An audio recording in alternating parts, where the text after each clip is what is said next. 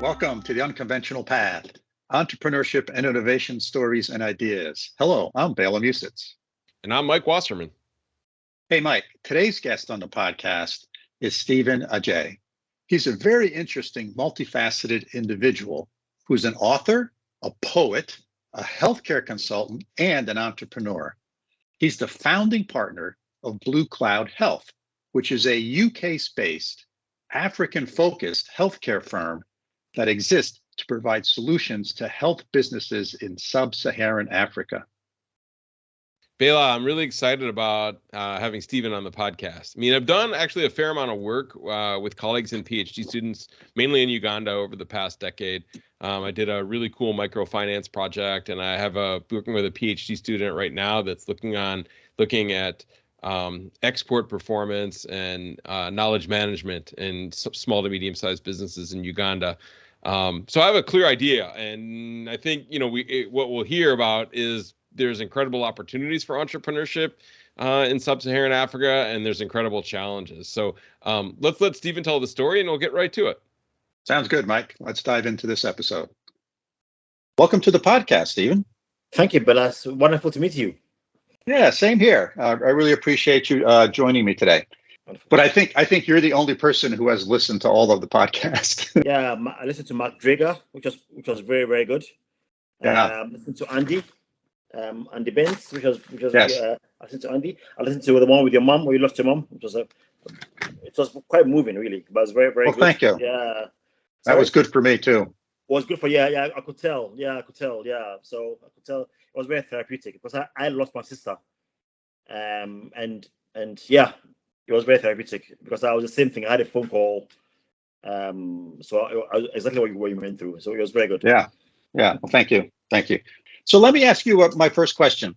If you are at a non-work related social event and you get introduced to somebody and they say to you, "Oh, very nice to meet you, Steven. What do you do?" How do you answer that question? So, but it depends on where I am because I wear three hats. So, like you said, I'm a pharmacist, I'm an author, I'm a healthcare consultant, and an entrepreneur. So, if it's in a healthcare gathering, then it's very easy to say I'm a pharmacist, and that makes it easy. And I don't get more questions. Yeah. But if I'm at a social event, then I'll say maybe I'm founder of Blue Cloud. We do healthcare consulting in Africa. But if it's at a very nerdy event, then I'll say I'm an author. So I've got the liberty of using whichever one fits. And then if they ask more questions, then I can go into more detail. Yeah, very nice. Yeah. So let's talk a little bit about healthcare because it's sort of a very interesting topic to me because it's so diverse across the world. Yes. If you look around the world, there's many different models. There's many many different degrees of effectiveness of delivery of healthcare. Brilliant. So what are some of the particular challenges that you see where you focus? So in Africa, we focus on the middle class because we think that's where the growth is. The challenge of the middle class is they are not rich enough to access the top healthcare, and they're not poor enough to go for the charity. So they're somewhere in the middle. Yeah. And the challenge that we face is a lot of VCs or angel investors. People typically don't want to go into the middle because it's a lot of hard work, and you don't typically get the return that you need. So the challenge in Africa is finding a model that fits the middle. And so we like to use scalable models. So things like little clinics, little pharmacies, and things that you can scale because then you can economies of scale come in. You can have lots and lots of pharmacies, and then you can bring down the costs. So we don't like hospitals for that reason because you have a lot of sunk costs in hospitals. It takes a long time to build. So we like so things like centers for diagnostics where you can diagnose blood. That's good for us because you can have a little clinic and they can do lots and lots and lots, and the economics of scale kicks in, and that works for us. So that's what I like to play. Yeah. Very nice. So what's the sort of model there? Is it private pay? Is there public insurance? Is it private insurance? What does the economic model look like? It depends on the country and how advanced the healthcare insurance is of the country. So we do a lot of countries. So example, for Ghana, for instance, there is a comprehensive national health insurance scheme. It doesn't always work that well because it's Africa, but a lot of people qualify for insurance in Ghana. About 40 to 50% of the population is covered. In a country like Angola, where we've worked as well, healthcare insurance almost non-existent. It's only existent for expatriates or people working in the oil sector. So in those cases, people have to pay. A country like Nigeria or Kenya, you have a mixture of both. So it really depends on the country in which you're working. And that would define whether you pay or you don't pay. But mostly because it's things like pharmacies, people do have to pay for their medication. Yeah.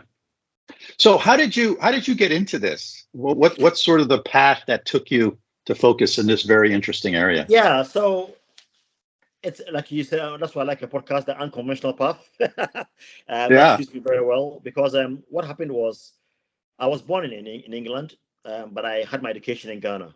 So after my degree, I came back to England to practice as a pharmacist, which I still do sometimes.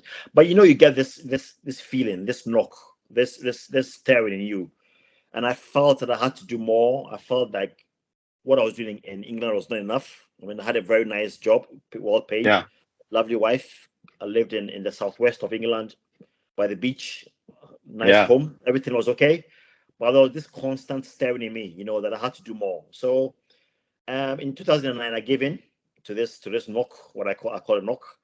And I went to do an MBA. And I had no idea what I was going to do. I just knew that I had to do something. So I went in and did an MBA in one of England's best business schools. So at the end of the MBA, it was just as I was about to graduate that the idea hit me. But actually, what I could do is we could start a business or start a company that could do healthcare investments in Africa, and we could look at the middle class. So by then, that was a very good idea to us, to me and my partner. So I said we did it. So I did my projects, came up with a distinction. So I thought to myself, "Oh, this is great." So we dived right in. I started a company in 2013. We went straight into doing it, but then we hit a big snag because we realized that actually on paper it looked very well for the middle, but actually it wasn't.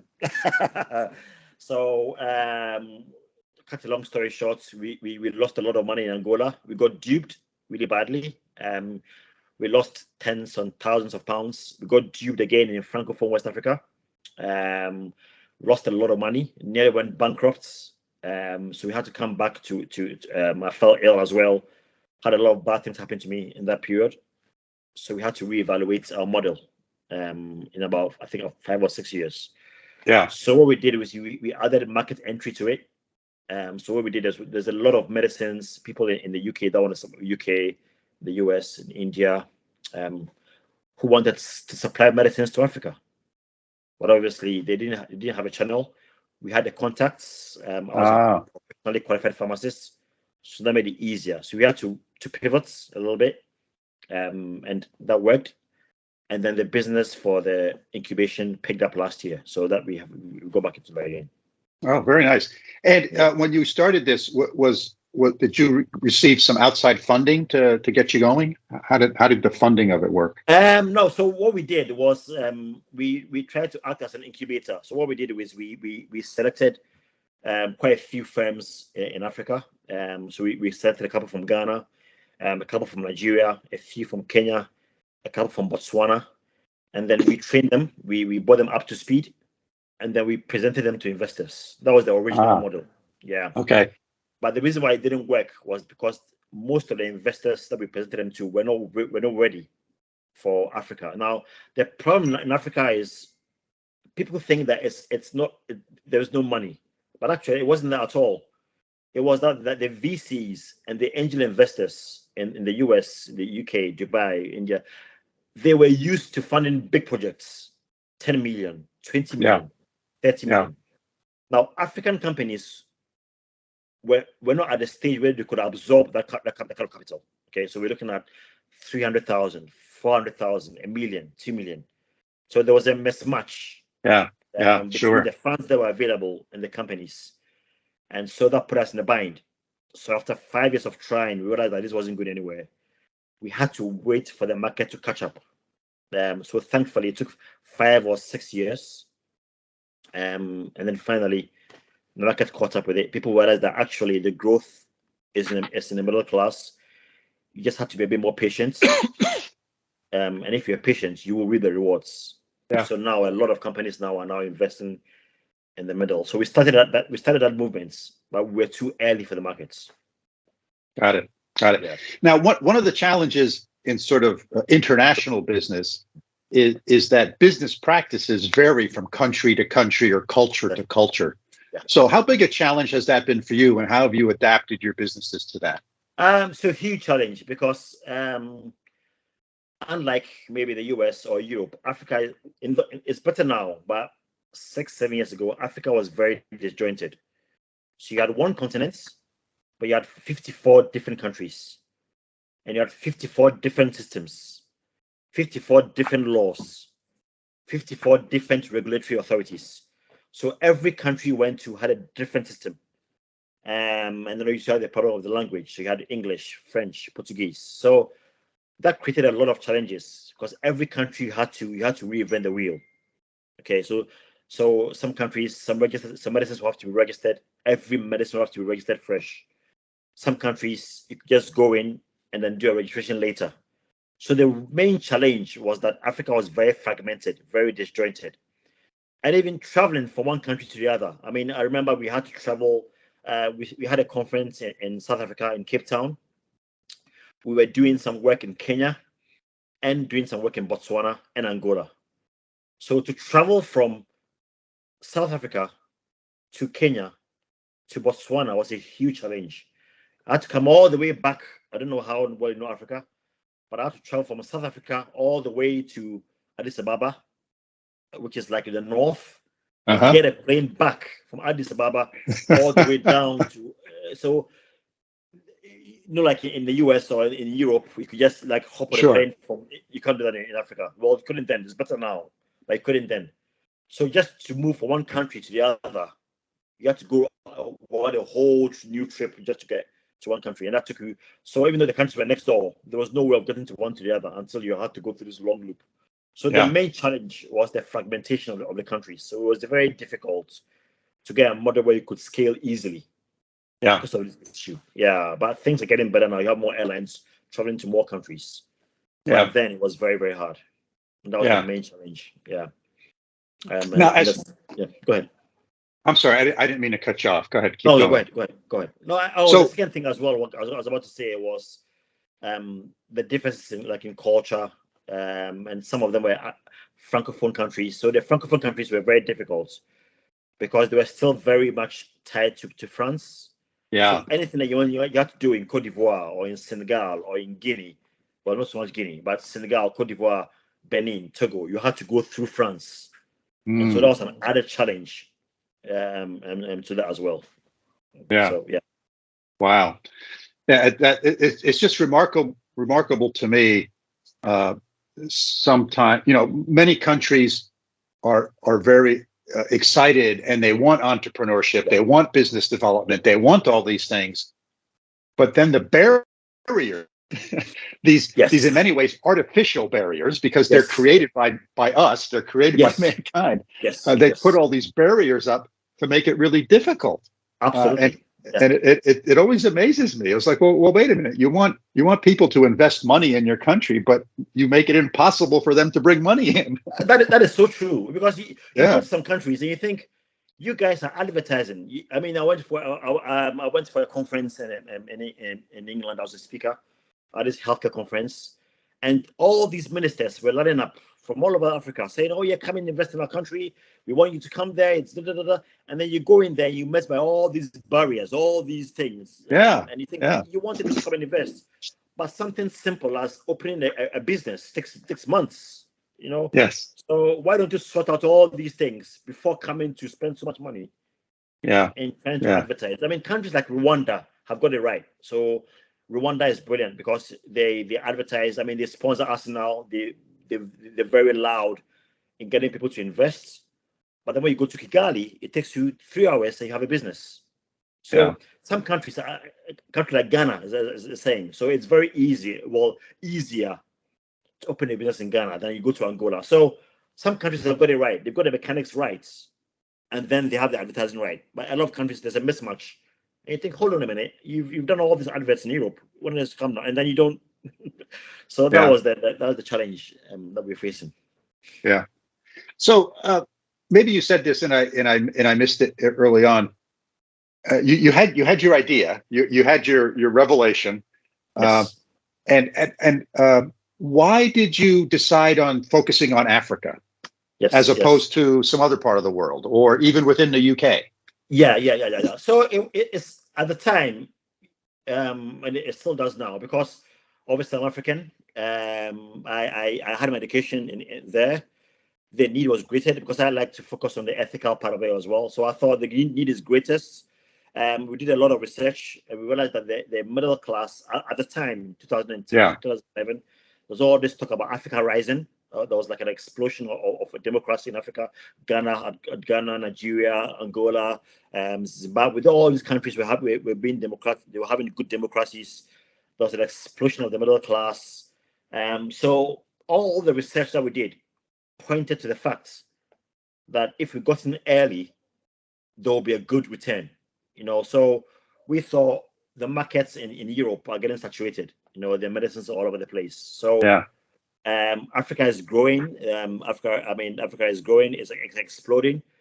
Some GDPs were rising as fast as 8, 9, 10% every year. So it made sense. I'm also African. I'm British. I'm Ghanaian. So it made sense then to do both together. And that's why we decided to focus on Africa. Very nice. So let's talk about your book a little bit. You recently authored a book called Pay the Price. That's correct. And so tell me a little bit about the inspiration for the book. Yeah. So this Africa thing fed into it a bit, and I also realized there were a lot of businesses failing. Okay, so even in the UK, in the US, in most in Africa. Africa is the most entrepreneurial continent in the world. But there were still businesses failing. 90% of businesses fail in the next. I'm sure you've heard this so many times. In the first 5 to 10 years, and as a failed entrepreneur myself, for the past 10 years, I did a lot of research and I read a lot of books on entrepreneurship. But there was a disjoint between what the books say should happen and what's happening on the ground. So there were still failures. Back in 2019, before COVID, 90% of businesses were still failing. But you had all these brilliant books around, Jim Collins and all these brilliant books that we've all read. So I started and did some research, and I realized that there was a problem that was continually popping up, and that when you read these books, they didn't really prepare you for the failure, for the pain, for the struggle.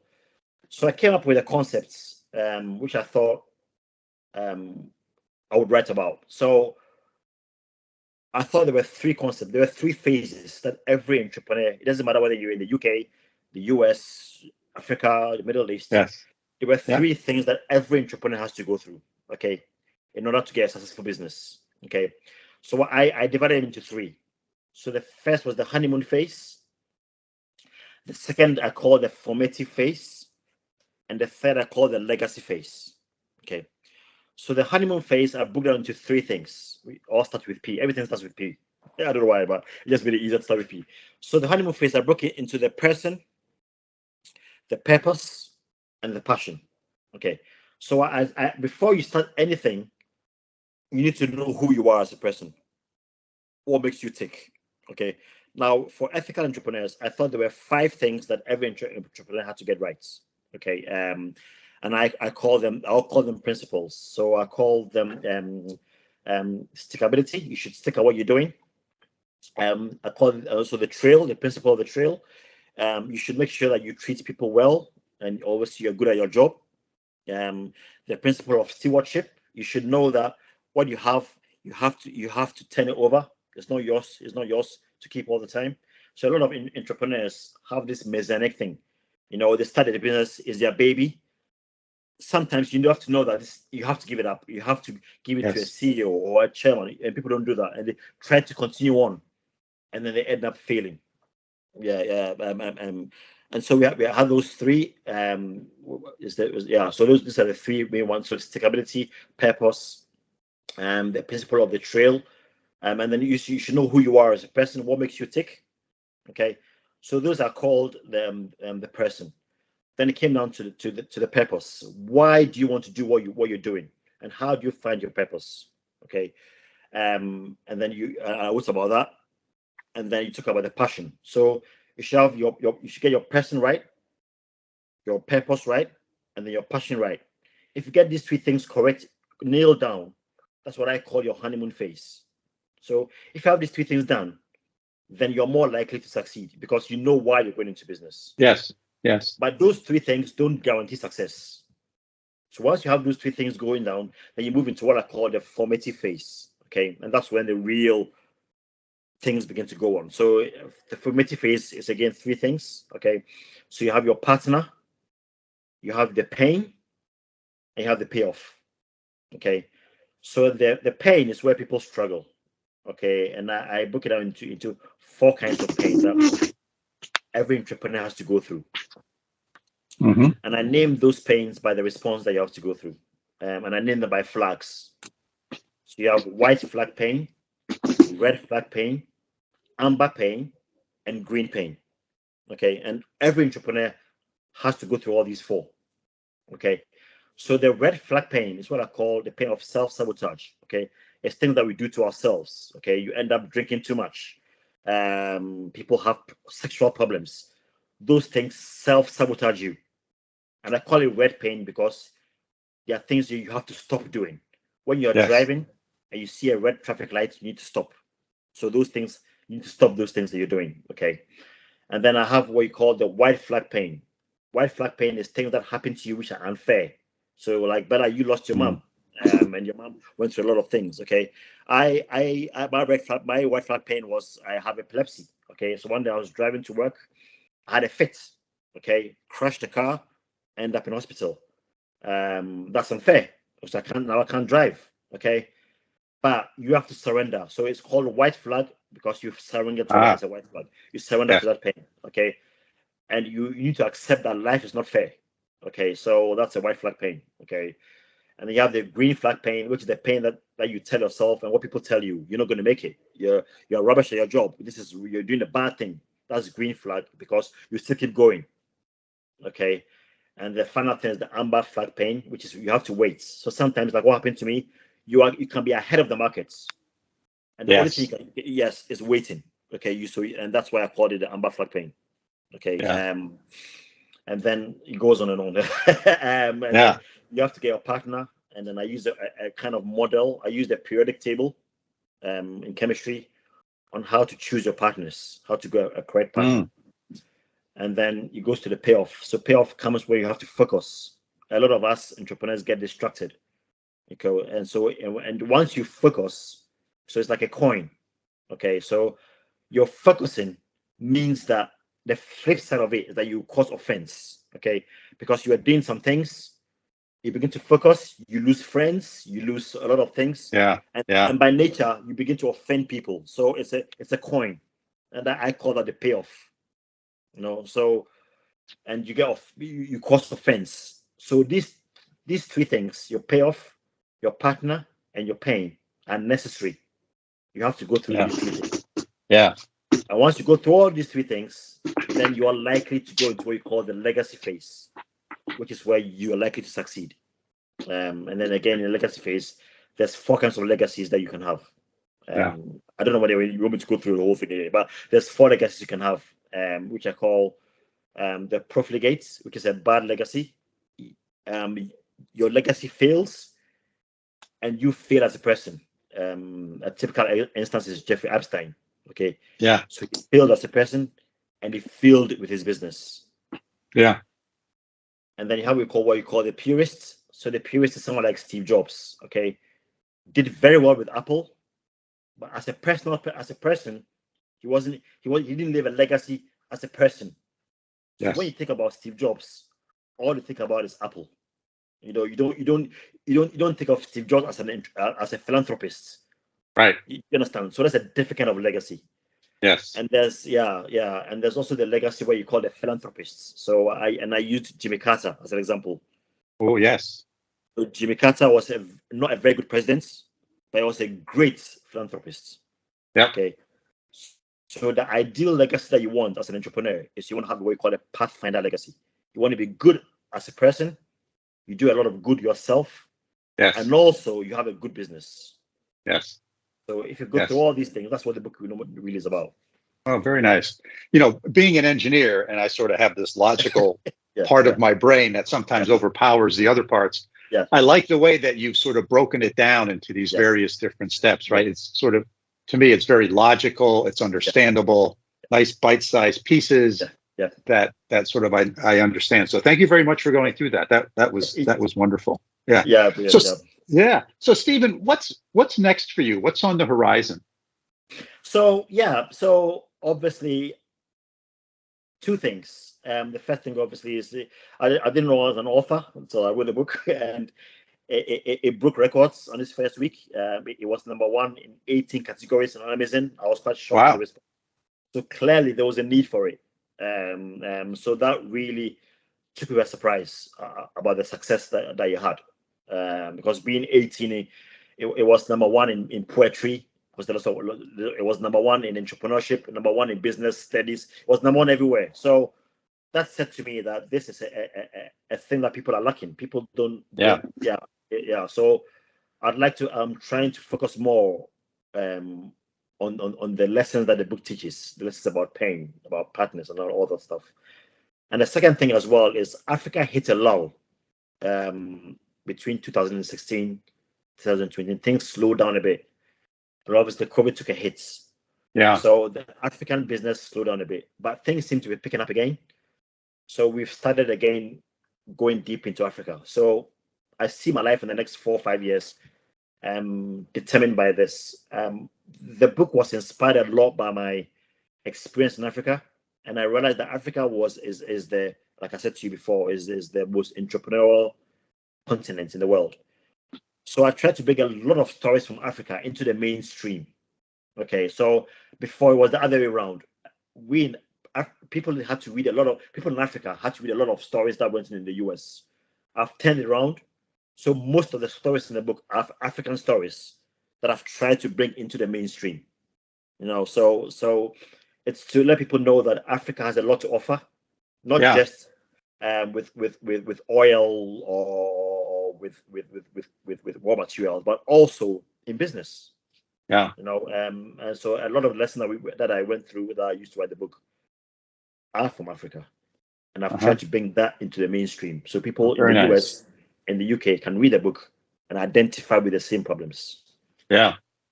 Very nice. Very nice.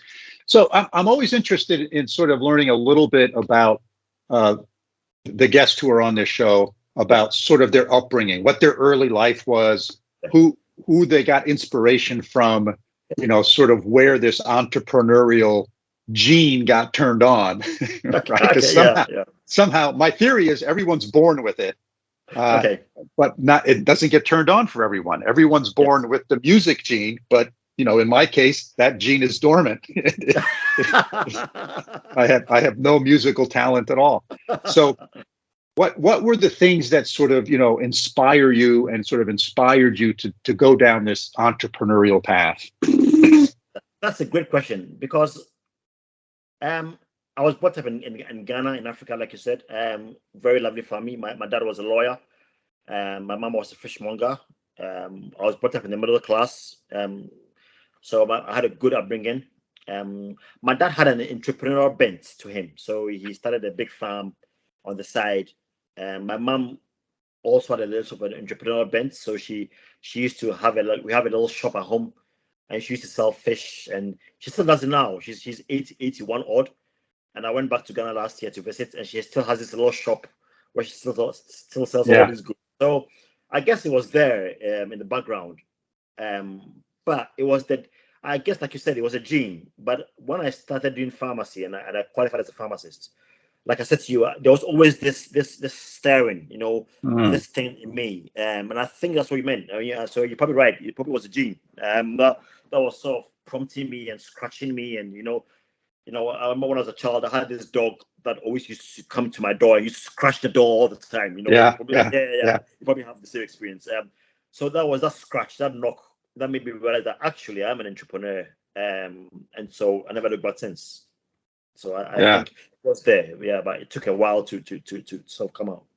yeah. So, can you describe sort of what you consider to be your first entrepreneurial endeavor, and so what was your first thing that you did? For me, it was I had a little business when I was a kid mowing lawns. Right, I went around the neighborhood and I knocked on people's doors and I mowed lawns, and so that was my kind of first business, as I talk about. So what was sort of your first entrepreneurial endeavor? Yeah, so I was a bit unconventional, and that the first time I really became an entrepreneur was in 2013 when I founded Blue Cloud, with my colleague. Mm-hmm. So I never did anything entrepreneurial. But the thing that's funny is I've never been a good employee. Okay, so Yeah. so I started off when I became a pharmacist and I qualified. I started working for this huge organization, but I found that I wasn't very good at it. Yeah. Because I couldn't do things by the book. Okay, so in pharmacy and in healthcare, things are very heavily regulated. Yeah. Okay, and you Yeah. can't mess about. You can't mess about. So somebody will come in with a prescription and they need some medicines, and you have to really go by the book. And I'm thinking I couldn't. I just couldn't do it. So after 2 or 3 or 4 years, I just thought I have to leave because I was constantly getting into trouble. Yeah. Because I never followed the rules properly like I should, and that meant that. So I ended up being self-employed, and that suited me better because I was able then to work for smaller companies which were a bit more Sure. relaxed. So I was a bit able to do what I wanted in a way. Yeah. But so a bit like you in that sense, I'm not born with working for employees. It doesn't sit well with me. So I knew I always had to go my own path. I always had to go down an unconventional path. And so for me, that was the real reason, the real thing. Yeah. Yeah. Excellent. Hey, Steven, so we've been chatting now for over 30 minutes, so I want to wrap this up. So if people want to reach out to you and contact you, what's the best way for people to do that? So my website, stevenadjei.com, which will tell you everything. So if you go to my website, it has Blue Cloud Health, what we do on there. It has information about the book. It has everything. So www.stevenadjei.com is where you can find me. I'm also on LinkedIn, very active on LinkedIn. Steven Adjei. I'm on Twitter. I'm on Facebook, Steven Adjei. I'm on Instagram, so I'm pretty easy to find. If you type in my name, Steven Adjei, I'll come up. But the easiest way probably is to my website, which is stevenadjei.com. Perfect. I will make sure that information is in the show notes. It's really been a pleasure to chatting with you. You've been a wonderful guest. I really thank you for being on the podcast. Oh, thank you so much, Bela. It's been wonderful to you, and I've really enjoyed listening to your podcasts. I've learned a lot. I mean, surprisingly enough, the one that I learned most about was when you lost your mom, and I was really moved by that. Oh, podcast. well, thank you. So thank you for doing this. It's a blessing to a lot of us. Yeah, thank you very much. Bela, indeed, that was an interesting interview. What are your thoughts? Yeah, so I think this is really cool. Not only was Steven just a marvelous guest, and he does all sorts of things, and I always enjoy talking to people like that. But healthcare in developed countries is challenging enough, right? We all know how difficult it is to provide good, low-cost healthcare in a country that's developed, that has infrastructure, that has systems in place, that has facilities, et cetera. And he's trying to do this in places that have minimal infrastructure, oftentimes no facilities.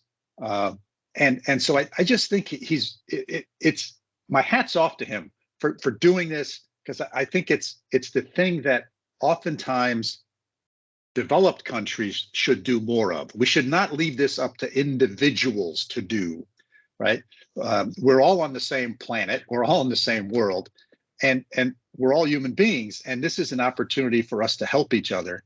And I think oftentimes we neglect it as the developed part of the world, help not helping less developed parts of the world. Oftentimes, maybe it's going to be a little political. We're happy to sell them, guns and rockets and grenades and bombs, but we are less willing to help them with some of the clear infrastructure challenges they have when it comes to water and food and healthcare.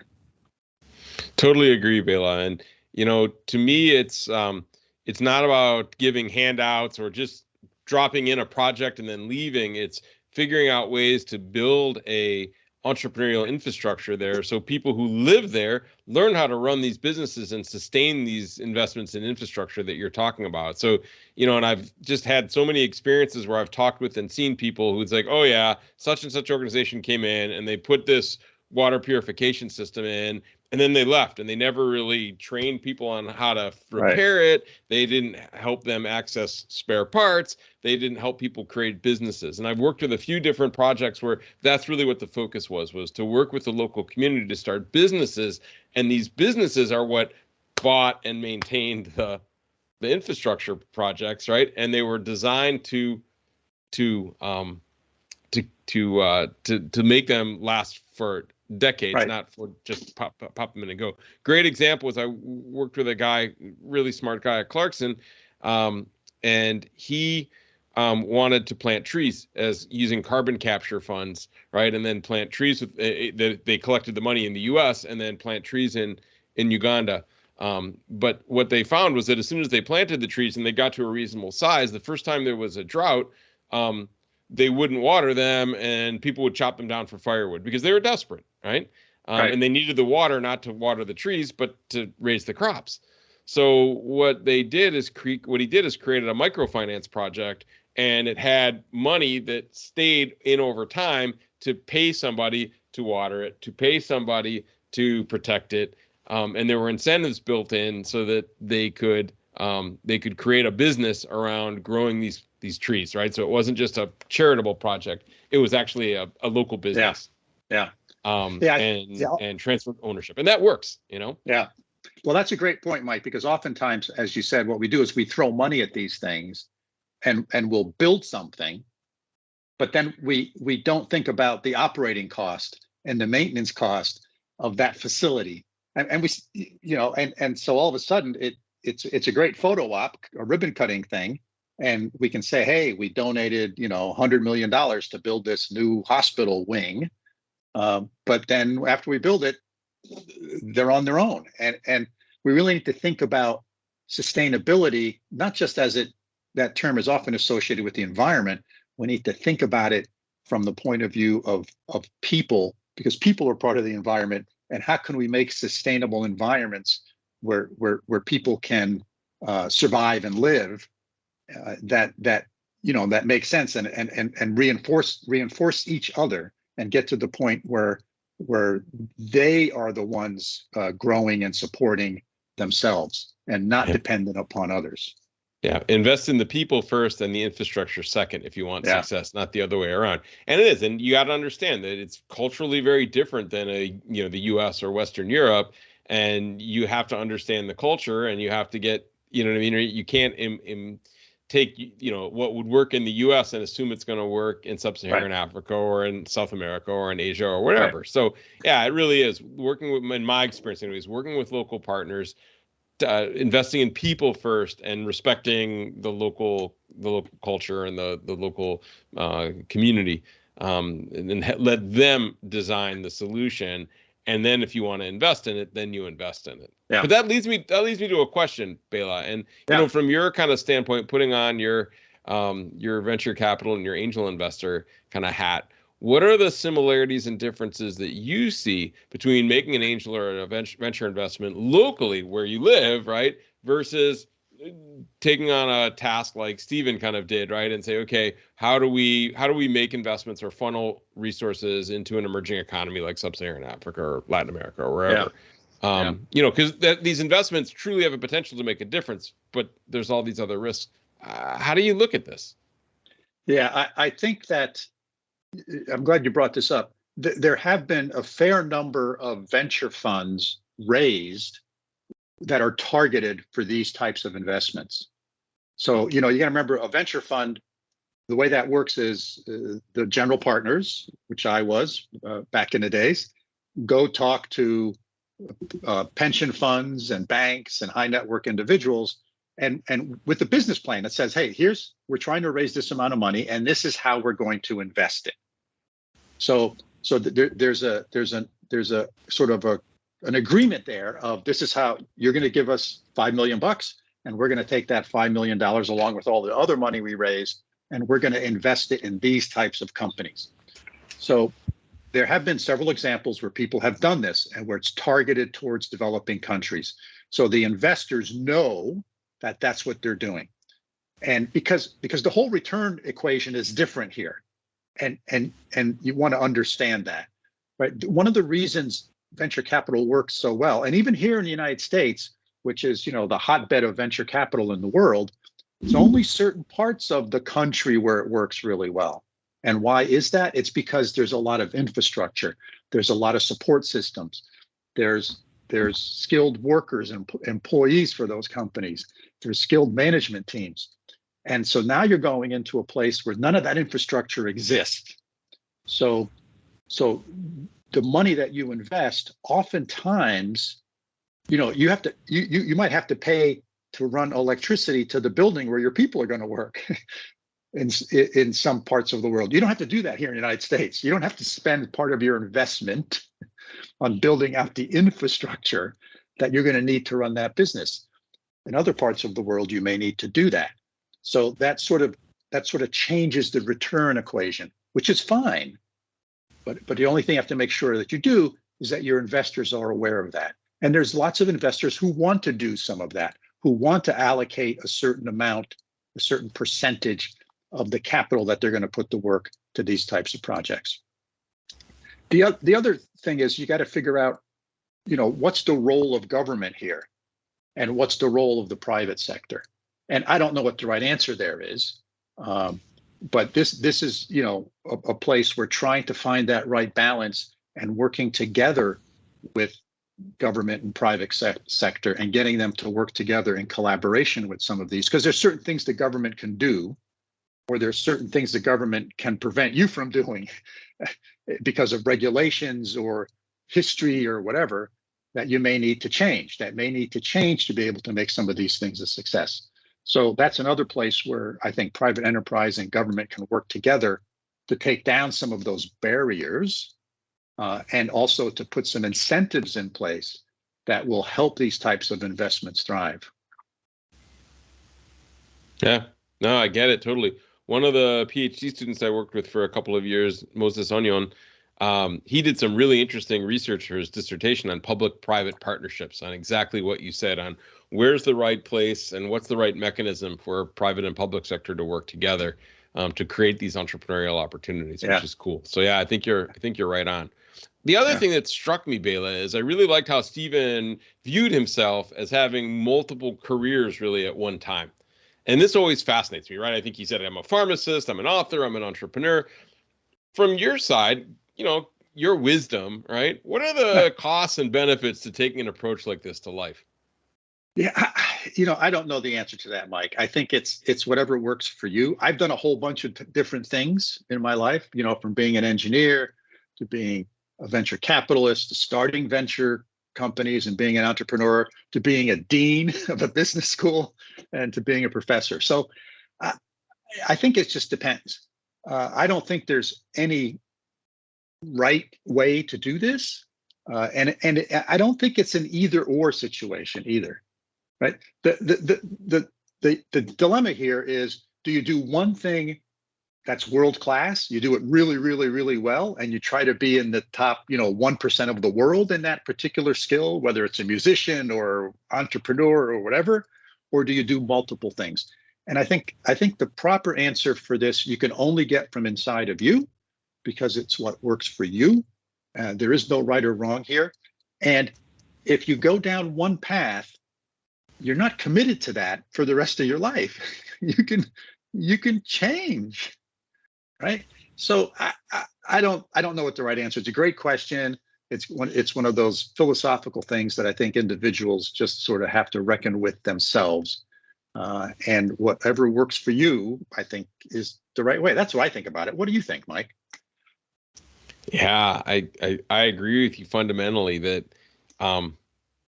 how you define yourself is an interesting question. It does change over time. I've changed how I've defined myself as well. And what roles do you want to play? And I guess to me, it's in the big picture, I don't know, my guiding principles, and I don't know where I got this from, probably my parents, but my guiding principle is I want to make the world a better place than I found it in some small way, right?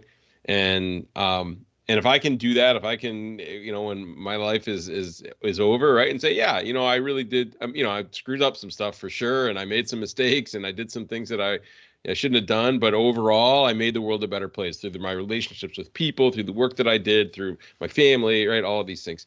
And I guess that's kind of a neat way to think about it. And how can you create either one role or a set of roles for yourself that allows you to do that allows you to be happy, to be comfortable, to make a living for yourself, right? Financial security is obviously important for a lot of people so that they can eat and be dry and warm and right and comfortable.